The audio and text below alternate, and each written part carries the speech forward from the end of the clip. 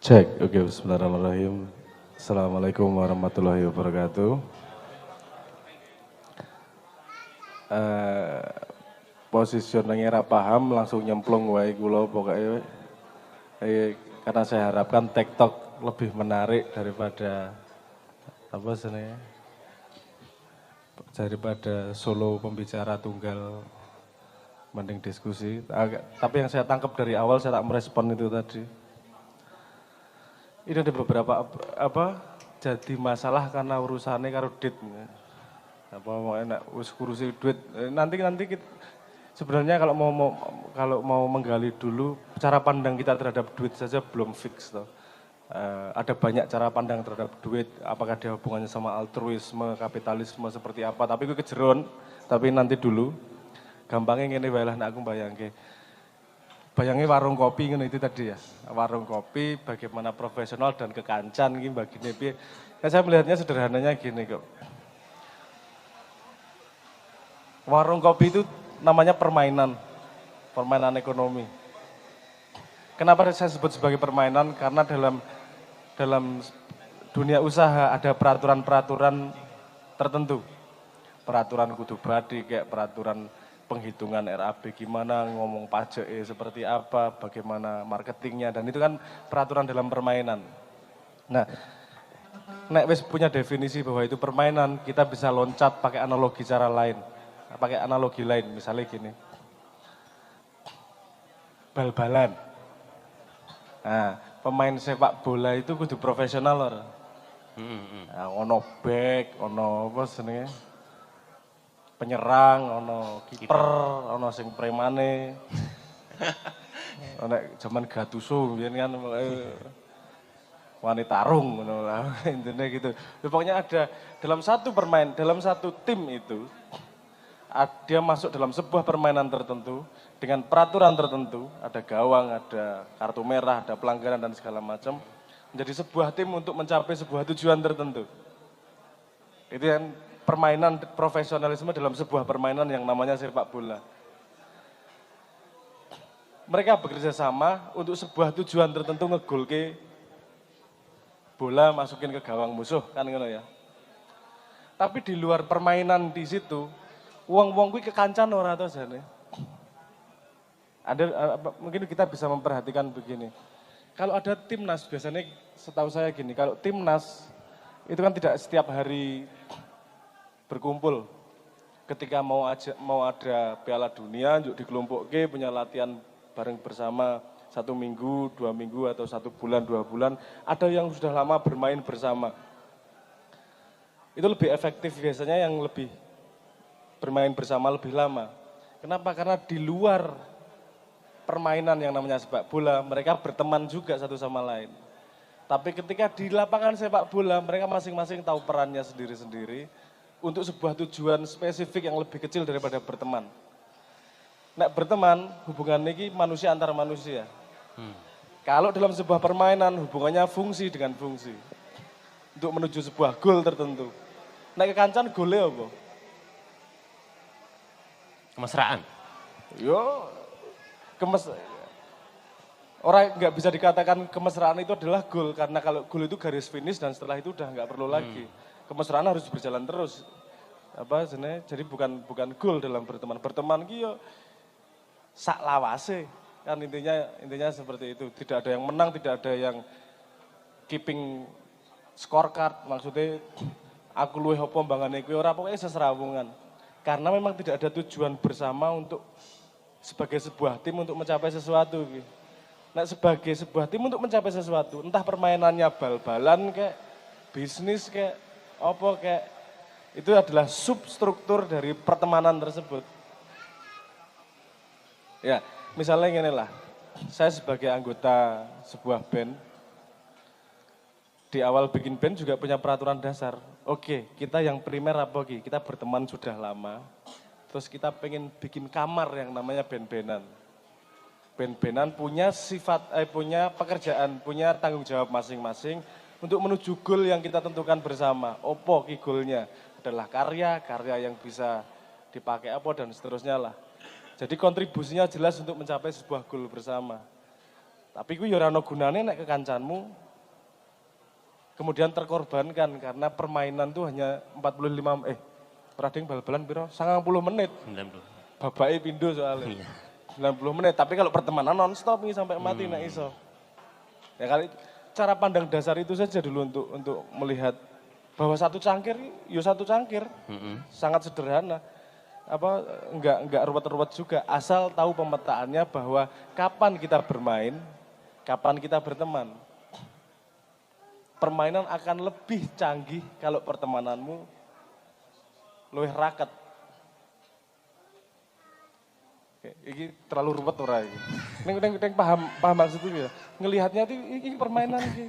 Ini permainan sing jenenge misalnya nggak bisnis. Ini permainan nek bisnis iki sederhana. Biyen golek bathi, ngono to? Permainan bisnis ngono kuwi golek rugi aja bisnis kowe. Bisnis iki golek bathi. Permainannya memang untuk di situ. Jadi semua teman yang ngumpul dalam satu permainan ini harus punya kontribusi untuk mencapai apa yang diharapkan. Jadi kalau bisnis itu dalam permainan semuanya harus terlibat dan sepakat untuk menuju satu goal yang sama, misalkan untung itu Bati. Gini, enggak harus untung Bati, tapi gini, enggak semua harus terlibat juga. Kekancan, aku ra gelem melu bal-balan, aku ra iso bal-balan. Misalnya sikilku kiwa kabeh, dadi nek bal-balan mesti enggak pas nendang belok-belok misalnya gitu, enggak masalah. Dia bisa berkontribusi dalam posisi lain, jadi cheerleader misalnya. Jadi gawake banyu misalnya. Itu dia dia support permainan tapi tidak ikut bermain. Bisa juga konfigurasinya seperti itu, kita tidak bisa memaksa orang untuk ikut bermain. Tapi ketika sudah dalam masuk permainan, kita harus menentukan goal bersama nih. Karena kalau tidak ada goal bersama, kita tidak bisa menentukan benar salah dari perilaku setiap orangnya. Biar gue bisa menentukan benar salah. Misalnya, gawe warung kopi. Oke, untuk apa tujuannya apa? Agar dhewe golek bathi, tapi ra nglarani wong liya. Kita juga menumbuhkan komunitas di situ. Oke, goalnya di situ ya. Oke, sudah goalnya di situ. Kalau ada satu orang yang tidak rajin di situ, misalnya bolosan, sudah dilihat bahwa dia tidak membantu menuju goal tersebut. Oke. Sederhana to ndelok lho iki goal kita sepakati bersama kok. Kamu tidak konsisten sebagai bukan perjanjian sebagai konco bareng-bareng karo menuju goal situ, tapi di tengah jalan kamu kok menggok iki. Ayo kita rembuk masalahnya apa iki. Tapi itu tidak bisa menghapuskan kekancan juga kan berarti. Kalau semuanya sadar bahwa itu permainan, gue kan yo nek main bal-balan dadi back, ora ketika ngombe neng omah di rumah nyuci popok anak sebagai back pemain sepak bola kan enggak juga tuh. Kan sebagai bapak posisinya. Nah ngobrolnya di mana? Kalau ngobrolnya dalam permainan itu, ya fungsimu dalam permainan itu berlaku atau tidak. Nah tidak berlaku ya, ayo kita mundur sedikit sebagai teman, piye digenahke seperti apa nih. Nah kalau ini diteruskan dan kamu tidak membantu, akan bikin tensi pertemanannya bubar, piye langkah selanjutnya. Misalnya Nek Leto di awal sudah punya perjanjian, kalau ada masalah yang akan membubarkan pertemanan, mending beni bubar. Itu perjanjian dari awal, misalnya. Karena kita masuk dalam sebuah permainan yang namanya band industri waktu itu. Band industri. Beda, nek band-bandan seneng-senengan karo ngamen, beda permainannya sangat berbeda. Ora kudu nyalon, nek band industri kan nyalon semiran. Kudu nyalon semiran rambut ngono barang telek-telekan ngono lah. Ya, tapi konsekuensi dalam sebuah permainan. Berarti memang dari awal harus dipahamkan kepada teman-teman yang ingin memulai sesuatu bareng itu landasannya harus jelas gitu bahwa ini kita akan melakukan permainan sebagai tim. Iya, harus jelas. Kalau enggak kita enggak punya dasar. Kita enggak punya dasar untuk menilai ini benar atau salah perilaku dia. Iya ya aku ngomongnya gini. Anda ikut Facebook yang lebih dari 2 tahun ada enggak? Izin. Isin, Isin. ora apa-apa. Isin. Isin. Izin. Facebook lebih dari 2. Anda lihat posting Anda 2 tahun yang lalu malu enggak? Otomatis. Jijik iya.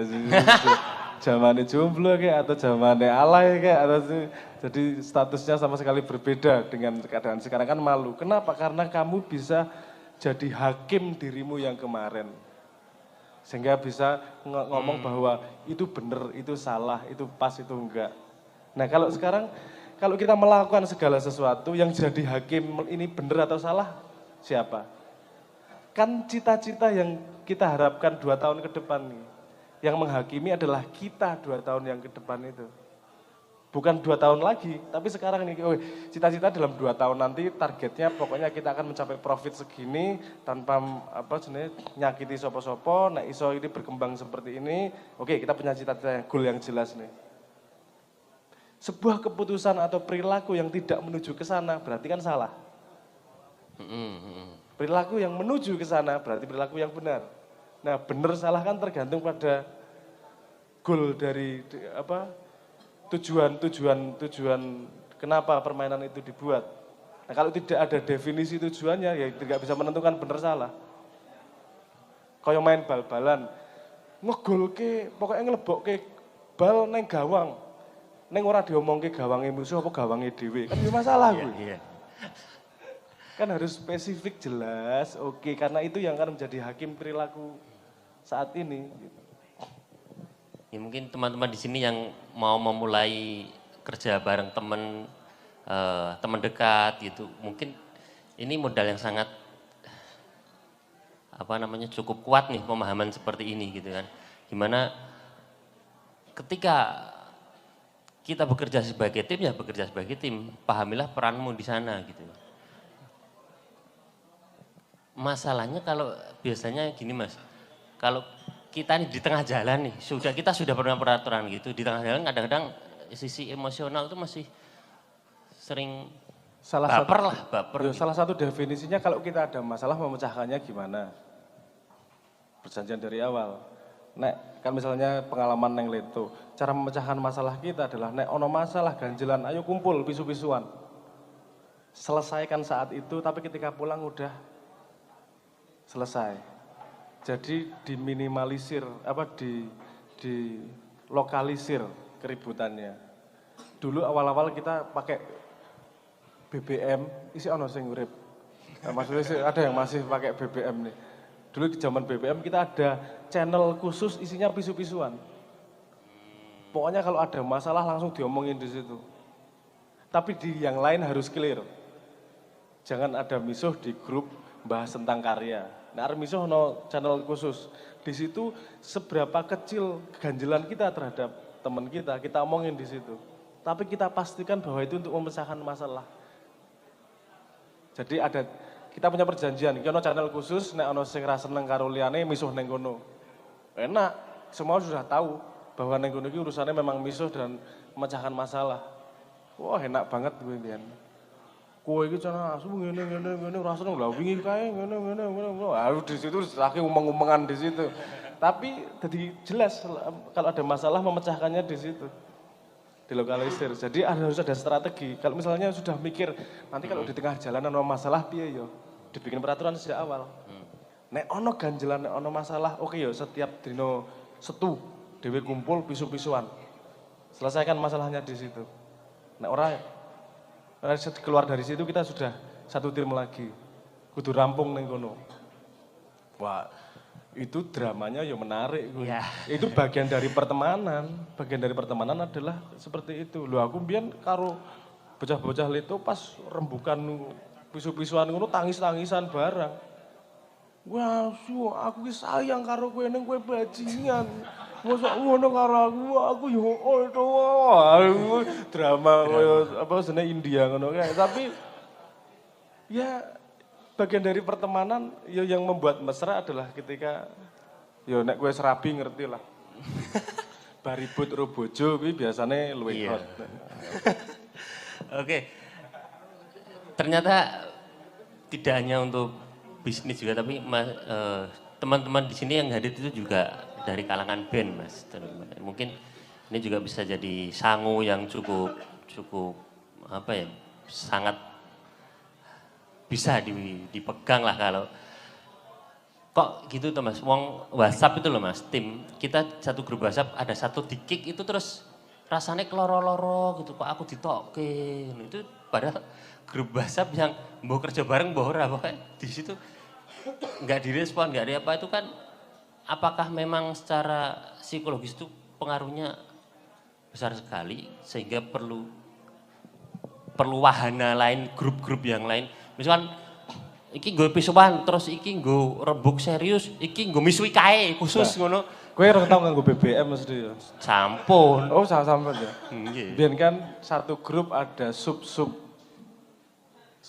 apa jenenge sub chat grupnya. Nek WA kan saiki sak grup Yeah, ora ono sub-sube. Jadi masalah di kick itu enggak ada nek zaman BBM biyen. Tapi menurutku yo itu dari resiko pertemanan lah. Yo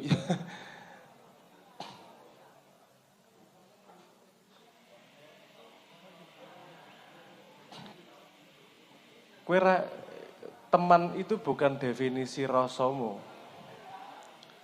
Teman gitu tuh. Teman itu terbukti dari perjalanan. Kalau memang di tengah jalan orang nyambung itu ternyata duduk konco. Menarik. Koncomu SD gue sih kenal piro jajal. Ya. Lo kan ada hal-hal yang tidak bisa kita rencanakan untuk membuat kita tetap sama orang itu atau berpisah sama orang itu. Yang pasti jangan menganggap bahwa bersama itu selalu output terbaik. Kadang-kadang output terbaiknya adalah berpisah. Wah, ciger. Iya. Jadi kuat Mas. Pacar. Kadang-kadang oke, yo break dhisik 3 bulan ya maksudnya tapi kangen. Ngono-ngono bareng. Wong jenenge drama urip kok. Nek lempeng-lempeng wae ora menarik uripmu mesti. Semua orang mengalami itu kok. Oke, mungkin ada yang mau menanyakan sesuatu terkait pertemanan karena WhatsApp itu kan ya satu fenomena yang ini Mas, apa namanya, menarik menurut saya untuk dikaji, terutama dengan masalah kekancan itu tadi. Gitu. Ketika seperti yang saya tak mungkin tadi, sehingga nyangger ngechat direspon tapi aku enggak, kan ini lebih apa namanya, seolah-olah itu lebih menyakitkan gitu loh daripada kok aku ora digagas ngerti-ngerti do metu gara-gara aku misalnya kayak gitu. Guyu ta Mas? Angel ya gini ya. Nah aku prinsipnya itu dadi sharing ra cetha iki ya wis monggo-monggo ae lah sharing ra cetha. Nah aku prinsipnya begini. Kalau kita mengantisipasi perasaan semua orang, Gusti Allah ini wae ana sing ra seneng kok. Nabi Muhammad wae ana sing ra seneng kok. Kowe membayangkan semua orang seneng karo kowe ya ora mungkin lah. Mesti ana sing ora seneng. Entah karena sebabnya kamu sengaja atau kamu tidak sengaja. Nah aku sederhana, jujur menjadi dirimu sendiri. Iki tadi malah ngomong kejeron iki. Nah, urip ki sensitif dan intens. Terus kuwi wae. Nah, aku sensitif dengan keadaan, jaga energi. Terus apa sini? Intens ki tenanan ngelakoni apa-apa iki. Yang kono sing rapas, ora cocok, ono sing setelane beda. Ya memang seperti itu. Ini nek jomblo-jomblo kan ya jajal apa jenenge maksudnya nembak-nembak pacaran 3 bulan rasido lagi untuk 2 dino dipedot. Itu kan urusan paling ono sing ra cocok apa piye ngono ki. Inten goleke. Inten. Nembak pacar Diani langsung seneng, ternyata kabeh sing nembak Diani dadi ra seneng. Lho, banyak kejadian sing macam-macam ra cetha. Lho rame ngaku sing Diani ternyata lho. Wong jenenge urip kok. Apa seneng ana sing kesindir apa iki? Ya, oke Mas. Oke Mas. Sak grup sing kesindir.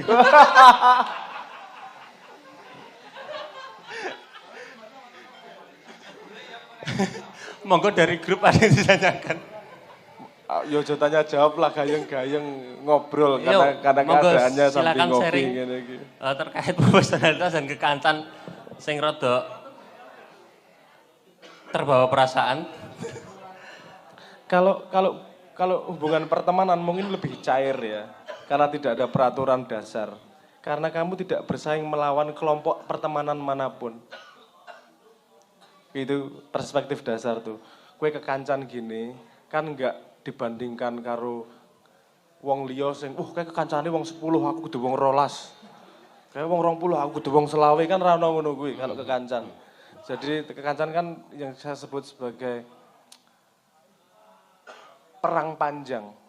Perang dalam tanda petik ya kok koyone perang, tapi perjuangan panjang. Jadi yang memang tidak ada goalnya, itu tidak ada hasil akhirnya. Kaya wong rabi itu tidak ada menang kalah karena dia perang panjang. Kamu kan tidak rabi terus nek ana keributan, "Juk, aku kudu menang lawan bojoku." Sing kalah ya keluargamu. Bojomu menang lawan kue kalah.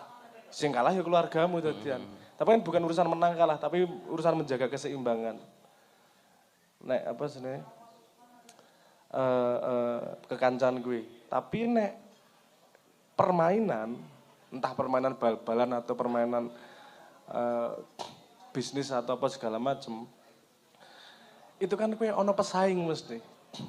Sehingga ada goal pendek untuk mencapai goal tersebut. Sehingga dibutuhkan yang namanya hierarki. Ini ngomong rodok akademik. Yang dibutuhkan namanya hierarki. Ini yang disebut sebagai organisasional horizontal dan organisasional vertikal. Kenapa dibutuhkan organisasional vertikal? Karena kalau ketika kamu sudah menentukan sebuah goal, dalam kelompok pasti ada yang lebih ahli untuk mencapai goal itu dibandingkan yang lain. Misalnya gue pengen goalnya apa ya? Targetnya adalah mencari bathi sebanyak-banyaknya, misalnya ngono ya. Kan di antara kelompokmu wong 5 ono sing luwih pinter golek bathi mbangane sing liya. Sehingga pada positioning itu dia hierarkinya lebih tinggi daripada kamu. Karena urusannya sama skillnya di situ untuk mencapai sebuah tujuan tertentu. Iki ra iso kowe kekancan di sini. Kenapa? Karena skill set setiap orang berbeda untuk mencapai sebuah tujuan tersebut. Kena kekancan ora perlu ada hierarki siapa tinggi siapa rendah karena nggak ada tujuan untuk mencapai goal apa. Tujuannya adalah panjang agar kita tetap serawung dan mesra selama-lamanya kan tujuannya seperti itu. Tapi nek kayak bisnis atau apa bal-balan atau volley atau apa segala macam yang ada tujuan goal menang kalahnya. Ada kompetisinya, ada lombanya. Berarti pasti ada yang lebih ahli dibandingkan yang lain di dalam kelompok tersebut. Berarti dibutuhkan kelegaan hati untuk manut kepada yang lebih ahli di bidang tersebut. Kowe oleh pinter, oke aku manut karo kowe ndas-ndasane wae.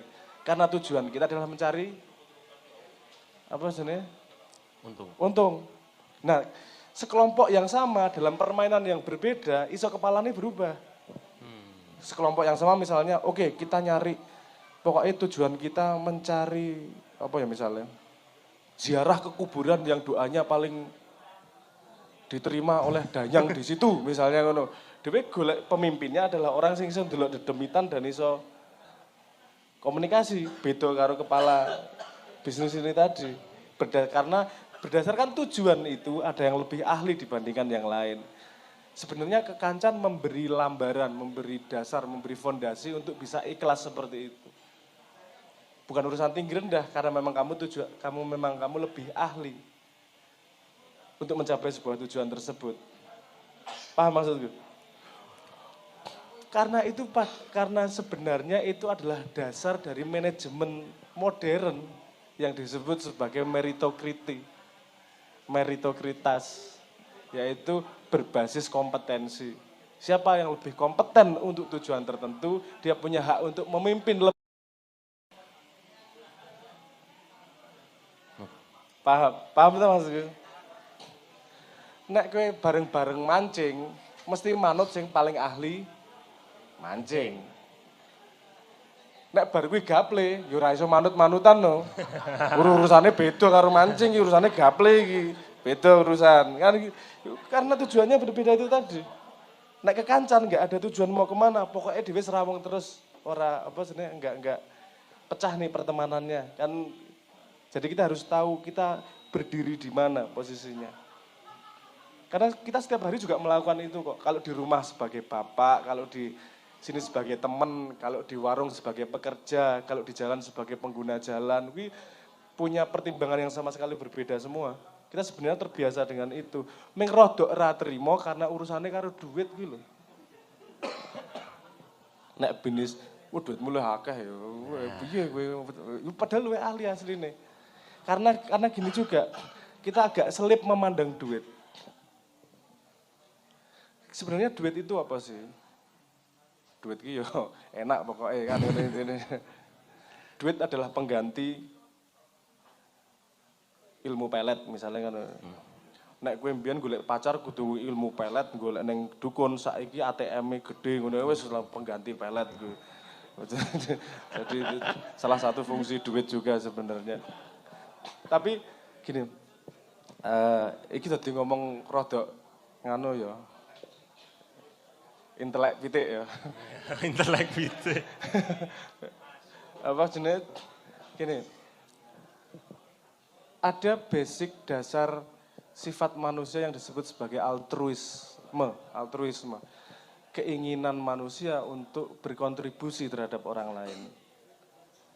Men aku manfaat nggo kowe. Men aku kanggo untuk orang lain. Itu disebut altruisme. Altruisme itu kemudian difikskan oleh Adam Smith. Bukan Adam Smith motret lah. Tapi itu kemudian difikskan jadi sebuah sistem yang namanya kapitalisme itu. Duit itu bukan rebutan duit sebenarnya kapitalisme itu. Duit hanyalah indikator seberapa kamu manfaat untuk orang lain. Orang mungkin kowe ngeke duit nang wong liya, nek orang liya kuwi tidak memberi manfaat kepada kamu. Pandangan dasar duit kan sebenarnya seperti itu, sebagai tolak ukur kontribusimu terhadap society. Sebenarnya gitu aja, asalnya, awalnya. Tapi kemudian kan terus terjadi kerancuan lah, bukan kerancuan lah, perkembangan pikir.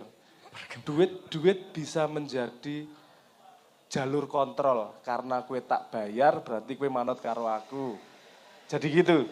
Kalau cara pandangnya sudah berubah, perilakunya juga pasti berubah. Nah kalau kita sudah punya pandangan dasar bahwa uang adalah key matrix, adalah tolak ukur terhadap atas kontribusimu terhadap tim ini. Misalnya gitu. Kenapa gue dibayar saono? Karena kontribusimu di sini dihargai segitu. Kenapa pimpinan lebih tinggi bayarannya? Karena tanggung jawabnya lebih luar, kontribusinya terhadap company dan resiko yang dia tanggung lebih besar daripada yang lain. Sehingga duitnya luwih akeh, dudu urusan sikut-sikutan, bukan urusan yang lain. Basicnya sebenarnya seperti itu. Tapi kemudian saya bilang tadi mengalami perkembangan dan arah yang lain. Kita jadi ngomong sesuatu yang sangat lebar ini nanti kalau kita ngomong situ. Nah kita, daripada kita ngomong duit pada bias-bias yang berbeda, kita ambil dasarnya dulu. Menurut saya kalau mau ngomong bisnis, tadi itu kan kita menentukan rule dasarnya seperti apa, kita menentukan goalnya seperti apa untuk menjadi hakim kita, benar salahnya perilaku kita saat ini, dan kemudian kita membuat cara pandang yang tepat terhadap duit. Duit bukanlah scorecard, apa ya bahasa Indonesia scorecard, bukanlah penghitungan skor, sapa sing luwih gede dite berarti luwih HP, enggak seperti itu. Duit adalah penanda kontribusimu pada kumpulan itu. Jadi nek duitmu saono ya kontribusimu saono berarti. Duitmu saono kontribusimu saono. Nek kowe tidak memberi kontribusi ya kamu tidak berhak mendapatkan duit. Ya sederhana itu. Jadi tolak ukur uang adalah duduk sugih-sugihan, duduk rebut-rebutan, bukan hasil, bukan output. Dia adalah parameter terhadap kontribusimu terhadap society atau terhadap game yang sedang kamu mainkan tersebut. Walaupun ada tolak ukur yang lain terhadap kontribusi itu, penghormatan, penghargaan, ono kami tua, ada kiai yang dihormati oleh orang banyak, itu penghormatan juga salah satu cara, juga salah satu currency, salah satu mata uang atau currency, alat tukar terhadap kontribusi tersebut. Biasanya kontribusi yang spiritual, yang lebih ke arah spiritual, tidak berbentuk duit, biasanya lebih berbentuk penghormatan, lebih berbentuk kepatuhan dan seterusnya. Tapi kalau kontribusi yang lebih nyata, ya bukan nyata ya, lebih tangible, lebih terukur, dia diukurnya dengan duitnya, dengan seberapa gaji yang dia dapatkan tersebut. Lagi ngomong dowo banget iki. Kuwi wacanan dhewe bukune salah satune sing menarik urusan kuwi lah. Bukune Requisite Organization, wacanan dhewe kuwi. Aku jelaske panjang lebar iku. Tapi intinya seperti itulah. Nggih. Mungkin dari para hadirin yang mau berbagi atau bertanya lah. Oh nggih, maju Mas, maju mawon Mas. Ada. Nama nggih, nama asal. Asal, alamat.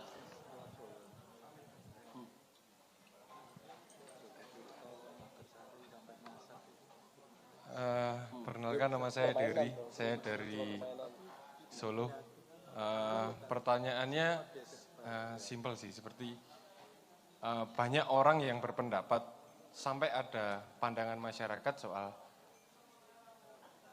konco-konco duit-duit. Duit kuwi ra iso dijak kekancan. Itu sampai ada pandangan seperti itu karena memang itu hal yang sangat sensitif istilahnya gitu. Nah, pertanyaannya ketika tadi kayak yang dijelaskan Mas Abrang sebelumnya, kalau kita sudah berteman dan ingin mencapai tujuan tertentu kan harus ada komitmen di awal, ini harus seperti A, B, C, dan seterusnya. Lah, itu nanti akan berubah ketika kita sudah mendapat suatu imbalan atau keuntungan. Nah, rusaknya kan biasanya di situ. Ketika sudah ketok untungnya, ketok batine iki karo koncoe ngantek tegel istilahnya gitu ya. Lah, yang saya mau tanyakan, solusinya selain bubar, Mas. Apakah ada landasan atau stimulan atau fundamentalnya ben iki ora bubar iki asine selain wis daripada padu bubar kan gitu kan. Misalnya ini sudah punya prospek baik misalnya atau sudah punya kaitan yang cukup luas apa yang kita buat itu selain bubar iki kudune diapak gitu gen kekancane enak ning yo usahane tetap atau tujuan dari kumpulan kita juga tercapai gitu saja. Matur suwun. Langsung tak respon Pak. Oke, langsung tak respon ya. Oke, duit-duit konco-konco itu sebuah hipotesis. Nek kowe arep nglakoni kuwi ora masalah. Dan banyak yang sudah melakukan seperti itu. Cuman kita lihat hasilnya. Kamu pengen nggak seperti itu? Duitnya akeh ning ra duwe kanca. Oh, nek kowe pengen ning kono ora masalah, ya ora masalah. Kamu banyak teman karena duitmu banyak. Kalau kamu anggap itu sebagai teman dan kamu nggak masalah dengan keadaan seperti itu, ya lakoni we duit-duit kanca-kanca. Saya tidak menyalahkan itu sama sekali. Oleh sangat boleh. Cuman kalau saya itu bukan ora enak lah. Kowe gelem ngopi bareng aku mung gara-gara duitku akeh. Urusane kan bukan karena memang kekancan. Yo rasah ngomong ketahuan. Apa Jack Ma kalau salah satu sejarahnya kan tentang itu juga. Tapi gini. Iki sapa jenenge? Pokoke jeneng burine Wallace, sing Wallace The Great Leveler. Jadi gini. Dia meneliti sejak zaman kuno, sampai sekarang. Dia meneliti zaman kuno ini udah kuburan kuno. Biasanya kalau kuburan zaman dulu kan sing sugih ya dipendem karo harta kekayaannya. Dia melihat distribusi duit di situ. Ada hukum begini, kalau ada surplus produksi, berarti badi. Kalau ada surplus produksi, pasti terjadi ketimpangan. Pasti, ora iso diapa-apake iki. Ketimpangan yang ekstrim akan menjadi Pareto distribusi. Pareto distribusi itu yang kue kampanye-kampanye sekarang krungu lah. 1% duit, 1% orang memegang 50% kekayaan. Wah, tahu krungu ngono kita. Itu yang disebut sebagai Pareto distribusi. Itu hukum alam, nyuwun sewu ngomong aku. Sekarang gini, di sini jarine akeh band. Anda tahu musik klasik? Ngerti ya musik klasik ya? Sebutkan, ini tak kasih contoh Pareto Distribution. Musik klasik yang kamu kenal siapa komposernya? Mozart, Beethoven, Bach, Tchaikovsky, siapa mana? Oke lah, katakanlah 4 itu. Menurutmu zaman biyen ana wong piro komposer gue? Banyak. Yang kamu kenal cuma 1% nih. Dari segitu banyak. Oke, dari 4 orang itu tadi karyanya yang kamu kenal berapa? Paling Fur Ellis, Soneta 6, paling minggu itu. Padahal karya dia ratusan. Lagi-lagi cuma 1% yang didengarkan oleh 50% manusia mau. Jadi Pareto Distribution, jadi ketimpangan itu pasti terjadi. Kalau kita tahu ketimpangan itu terjadi, sama-sama dari awal harus kita jelaskan. Kalau terjadi ketimpangan sebabnya apa nih? Ngene. Nek dhewe arep melu permainan, paling gampang kuwi ndelok sing wis ahli. Tutke apa yang dia lakukan, ATM amati, tiruku modifikasi. Nek gue pengen main apa jadi canggih bal-balan, ya nonton sing ahli-ahli bal-balan. Sik tekniknya gimana kita pelajari. Nah kalau bisnis mau nggak mau, kita juga harus belajar sama sudah para pelaku bisnis tersebut. Oke, mereka bikin peraturan seperti ini ya. Dan salah satunya yang paling susah dilakukan orang Jawa adalah membuat perjanjian di awal. Karena kita punya tradisi krembol. Nek kiri gerombol. Oke, kiri yuk gerombol lah. Nek kiri kompaknya ra karuan. Nek wis ana duit sethithik ya rebutan pangan-panganan. Nah, apa dari awal makanya perlu dari awal perjanjian itu apa namanya? Dicetake di awal, harus cetok di awal. Sehingga ketika terjadi peperangan, terjadi dispute, terjadi masalah, bukan abstrak lagi. Tapi konsisten nggak kamu sama perjanjianmu di awal? Yang tidak konsisten itu bukan masalah bisnis kemudian, itu masalah karakter kemudian. Nek kowe ra iso konsisten pada sebuah perjanjian, masalahmu yang lain dalam hidupmu yang lain juga resiko ini karena kamu konsisten sama ini aja nggak bisa. Justru ketika urung duwe apa-apa perjanjian sudah di layout. Ojo ketika wis rapopo monggo sahamku aku ra saham rapopo. Ngono pas audite kae padahal ngandung rasane ning mburi padahal kuwi piye yo. Itu enggak akan membuat perkembangan. Itu dalam permainan itu wong Jawa susahnya gawe perjanjian di awal itu tadi. Padahal itu jadi fondasi dasar untuk ketika ada masalah di depan. Sebenarnya itu urusan antisipasi semua. Bukan urusan rebutan duit. Rebutan, ayo kita fairness-nya gimana nih? Apa yang kita hitung bersama nih? Modalnya, resikonya, kapabilitasnya, koneksinya, dan seterusnya. Kita hitung bersama, kita setujui nih. Share-nya segini dengan tanggung jawab nih. Misalnya kamu antisipasi ngono tengah jalan lungo. Oke, yang bertahan lebih dari 3 tahun ini jadi permanen. Kalau enggak lebih dari 3 tahun kamu keluar di tengah jalan dianggap bukan punyamu. Dari awal sudah diperjanjikan dulu. Kamu ada masalah diantisipasi di awal. Nah, kemudian kalau nanti ada yang melanggar perjanjian di awal, kamu lepas pertemanan kan ya ora masalah. Karena dia menjadi teman pun tidak konsisten dengan kalimat dia. Kowe duwe kanca dhek omongane ra iso dipercaya. Kowe golek kanca temen kan salah satunya agar kita bisa trust, dhewe iso titip nyawa ning dhek lah intinya gitu. Kalau kamu punya teman tapi malah dia ancaman kan bukan teman namanya. Ngingu kirik ning iso nyokot awakmu dhewe lho ngopo? Pateni wae kirike didol digawe sengsu malah produktif. Istilahnya rica-rica pengalaman ya arek. Blebeke ngono ya. Oke, mungkin respon saya seperti itu. Ini antisipasi di awal sebenarnya. Jadi kemampuanmu mitigasi masalah itu juga menentukan stabilitas pertumbuhanmu. Nah aku rekomendasi kamu harus clear 5 tahun itu seperti apa. Minimal 5 tahun kalau aku rekomendasi ya.